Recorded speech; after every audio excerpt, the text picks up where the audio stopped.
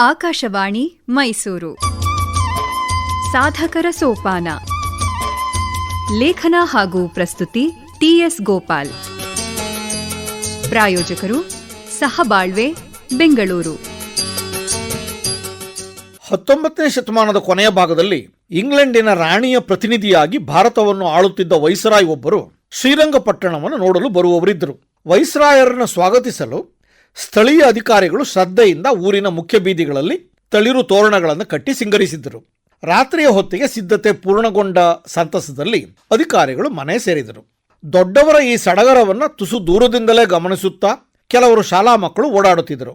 ಭಾರತಕ್ಕೆ ಸ್ವಾತಂತ್ರ್ಯ ಸಿಗಬೇಕೆಂದು ಇಡೀ ದೇಶವೇ ತಳಮಳಿಸುತ್ತಾ, ಹೋರಾಡುತ್ತಾ, ಜೈಲು ಸೇರುತ್ತಾ ಕಷ್ಟಪಡುತ್ತಿರುವಾಗ ತಮ್ಮ ಊರಿನಲ್ಲಿ ಒಂದಷ್ಟು ಅಧಿಕಾರಿಗಳು ಸೇರಿಕೊಂಡು ನಾಡಿನ ಶತ್ರುವೆನಿಸಿದ ಬ್ರಿಟಿಷ್ ವೈಸರಾಯರನ್ನು ಸ್ವಾಗತಿಸುವುದಕ್ಕೆ ಇಷ್ಟೆಲ್ಲ ಸಂಭ್ರಮ ಪಡುವುದು ತಪ್ಪಲ್ಲವೇ ಎಂದು ಮಕ್ಕಳು ಗುಸುಗುಸು ಮಾತಾಡಿಕೊಂಡರು. ರಾತ್ರಿಯ ನಿಶ್ಶಬ್ದದಲ್ಲಿ ಶ್ರೀರಂಗಪಟ್ಟಣವೆಲ್ಲ ಮಲಗಿರುವಾಗ ಹುಡುಗರು ಮನೆಗಳಿಂದ ಹೊರಬಂದರು. ಸಂಜೆಯವರೆಗೂ ದೊಡ್ಡವರು ಸಿಂಗರಿಸಿದ್ದ ತಳಿರು ತೋರಣ, ಬಣ್ಣದ ಕಾಗದ ಏನೇನಿತ್ತೋ ಎಲ್ಲವನ್ನೂ ಒಂದಿಷ್ಟೂ ಬಿಡದಂತೆ ಕಿತ್ತು ದೂರಕ್ಕೆ ಎಸೆದರು. ಯಾರಿಗೂ ಗೊತ್ತಾಗದಂತೆ ವಾಪಸ್ಸು ತಮ್ಮ ಮನೆ ಸೇರಿಕೊಂಡ್ರು.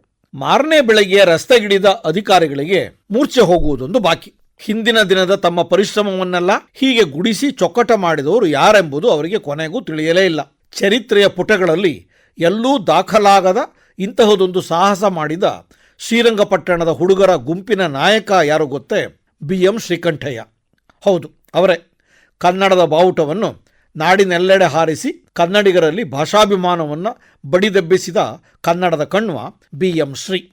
ಅಂದಿನ ಸ್ಥಿತಿಯಲ್ಲಿ ಕನ್ನಡದ ಪರವಾಗಿ ಯಾರೂ ಮಾತಾಡುತ್ತಿರಲಿಲ್ಲ. ಕನ್ನಡದಲ್ಲಿ ಏನಿದೆ ಎಂಬುದೇ ವಿದ್ಯಾವಂತರು ಕೇಳುವ ಪ್ರಶ್ನೆ ಆಗಿತ್ತು. ಶಾಲೆಗಳಲ್ಲಿ ಸಂಸ್ಕೃತ ಪಂಡಿತರೇ ಕನ್ನಡ ಪಾಠವನ್ನು ಮಾಡುತ್ತಿದ್ದರೆ ಹೊರತು ಕನ್ನಡವನ್ನು ಒಂದು ಪಠ್ಯ ವಿಷಯ ಎಂದು ಪರಿಗಣಿಸುವುದಕ್ಕೆ ಯಾರೂ ಸಿದ್ಧರಿರಲಿಲ್ಲ. ಹೀಗಿರುವಾಗ ಯಾರಾದರೂ ಕನ್ನಡದ ಪರವಾಗಿ ವಕಾಲತ್ತು ವಹಿಸ ಹೊರಟರೆ ಅಂಥವರು ಇಂಗ್ಲಿಷ್ ಗೊತ್ತಿಲ್ಲದ ಅಜ್ಞಾನಿಗಳಾಗಿರುವುದರಿಂದಲೇ ಅಲ್ಪವಾದ ಕನ್ನಡದ ವಿಷಯ ಮಾತನಾಡುತ್ತಾರೆ ಎಂದು ಭಾವಿಸಲಾಗುತ್ತಿತ್ತು. BM ಶ್ರೀಕಂಠಯ್ಯನವರು ಮೈಸೂರಿನ ಮಹಾರಾಜ ಕಾಲೇಜಿನಲ್ಲಿ ಇಂಗ್ಲಿಷ್ ಪ್ರಾಧ್ಯಾಪಕರಾಗಿದ್ದುದರ ಜೊತೆಗೆ ಕನ್ನಡ ಭಾಷಾ ವಿಷಯದ ತರಗತಿಗಳನ್ನು ತೆಗೆದುಕೊಳ್ಳುತ್ತಿದ್ದರು. ಕಾಲೇಜಿನ ಕರ್ನಾಟಕ ಸಂಘಕ್ಕೂ ಅವರೇ ಅಧ್ಯಕ್ಷರು. ಆದರೆ ಶ್ರೀಯವರು ಎಲ್ಲ ಸಭೆಗಳಲ್ಲಿ ಮಾತನಾಡುತ್ತಿದ್ದುದು ಇಂಗ್ಲಿಷ್ನಲ್ಲೇ. ಕರ್ನಾಟಕ ಸಂಘದಲ್ಲೂ ಶ್ರೀಯವರ ಅಧ್ಯಕ್ಷ ಭಾಷಣ ಇಂಗ್ಲಿಷ್ನಲ್ಲೇ ನೆರವೇರುತ್ತಿತ್ತು. ಶ್ರೀಯವರಿಗೆ ಕನ್ನಡ ವಿರೋಧಿ ವಿಚಾರಗಳೇನೂ ಇರಲಿಲ್ಲ. ಸಾರ್ವಜನಿಕ ಕ್ಷೇತ್ರದಲ್ಲಿ ಕನ್ನಡದ ಬಗೆಗಿದ್ದ ಅವಹೇಳನಕಾರಿ ವಿಚಾರಗಳನ್ನು, ಕನ್ನಡಿಗರ ಕೀಳರಿಮೆಯನ್ನು ತೊಡೆದು ಹಾಕುವುದು ಹೇಗೆ ಎಂದು ಅವರು ನಿರಂತರವಾಗಿ ಚಿಂತಿಸುತ್ತಲೇ ಇದ್ದರು. ಹೀಗಿರುವಾಗ ತಾವು ಇಂಗ್ಲಿಷ್ ಭಾಷೆಯಲ್ಲಿ ಪಾಂಡಿತ್ಯವನ್ನು ಗಳಿಸದ ಹೊರತು ಸಮಾಜದಲ್ಲಿ ಕನ್ನಡಕ್ಕೆ ತಕ್ಕ ಸ್ಥಾನಮಾನಗಳನ್ನು ಕಲ್ಪಿಸುವ ಪ್ರಯತ್ನ ಸಫಲವಾಗುವುದಿಲ್ಲ ಎಂದು ಶ್ರೀಕಂಠಯ್ಯನವರಿಗೆ ಮನವರಿಕೆಯಾಗಿತ್ತು. ಸಾಮಾಜಿಕವಾಗಿ ತಮ್ಮ ಯೋಗ್ಯತೆಯನ್ನು ಸ್ಥಾಪಿಸಿಕೊಳ್ಳುವ ಉದ್ದೇಶದಿಂದ ಮೊದಲಿಗೆ ಇಂಗ್ಲಿಷ್ ಭಾಷೆಯಲ್ಲಿ ಪಾಂಡಿತ್ಯವನ್ನು ಸಂಪಾದಿಸಲು ಹೊರಟ ಶ್ರೀಕಂಠಯ್ಯನವರು ಬ್ರಿಟಿಷರನ್ನು ಮೀರಿಸುವಷ್ಟು ಆಂಗ್ಲ ಭಾಷಾ ಪ್ರಾವೀಣ್ಯವನ್ನು ಸಂಪಾದಿಸಿದರು.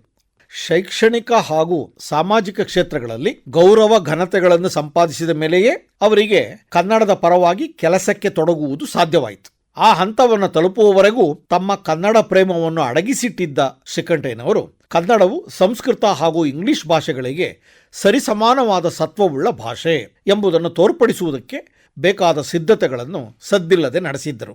ಇಂಗ್ಲಿಷ್ ಸಾಹಿತ್ಯದಲ್ಲಿರುವಂತೆ ಕನ್ನಡದಲ್ಲೂ ಹೊಸ ಹೊಸ ಛಂದಸ್ಸುಗಳನ್ನು ಸೃಷ್ಟಿಸಿ ಹೊಸ ವಿಚಾರಗಳನ್ನು, ಭಾವಗಳನ್ನು ವ್ಯಕ್ತಪಡಿಸುವ ಪದ್ಯ ರಚನೆ ಮಾಡಲು ಸಾಧ್ಯವಿದೆ ಎಂಬುದನ್ನು ತೋರಿಸಿಕೊಡಲು ಅನೇಕ ಇಂಗ್ಲಿಷ್ ಪದ್ಯಗಳನ್ನು ಹೊಸಗನ್ನಡಕ್ಕೆ ಅನುವಾದಿಸತೊಡಗಿದರು. ಇವೇ ಮುಂದೆ ಇಂಗ್ಲಿಷ್ ಗೀತಗಳು ಎಂಬ ಕವನ ಸಂಕಲನದ ರೂಪದಲ್ಲಿ ಪ್ರಕಟಗೊಂಡು ಕನ್ನಡ ಸಾಹಿತ್ಯಕ್ಕೆ ಹೊಸ ದಿಕ್ಕನ್ನು ತೋರಿದವು, ಹೊಸಗನ್ನಡಕ್ಕೆ ನವ ಚೈತನ್ಯವನ್ನು ಮೂಡಿಸಿದವು.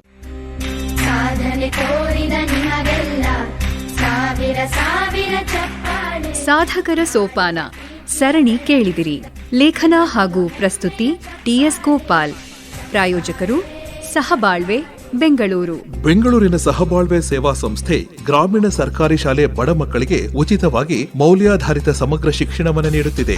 2015ರಲ್ಲಿ ಎಸ್ ರಾಘವೇಂದ್ರ ಪ್ರಸಾದ್ ಅವರು ಸ್ಥಾಪಿಸಿದ ಸಹಬಾಳ್ವೆ ವಿವಿಧ ಜಿಲ್ಲೆಗಳಲ್ಲಿ ಜ್ಞಾನಯಜ್ಞ ಶೈಕ್ಷಣಿಕ ಕಾರ್ಯಕ್ರಮ ನಡೆಸುತ್ತಿದ್ದು, ಇದೀಗ ಮಧುಗಿರಿಯ ದೊಡ್ಡದಾಳವಟ್ಟ ಗ್ರಾಮದಲ್ಲೂ ಗುರುಕುಲವನ್ನು ಆರಂಭಿಸಿದೆ.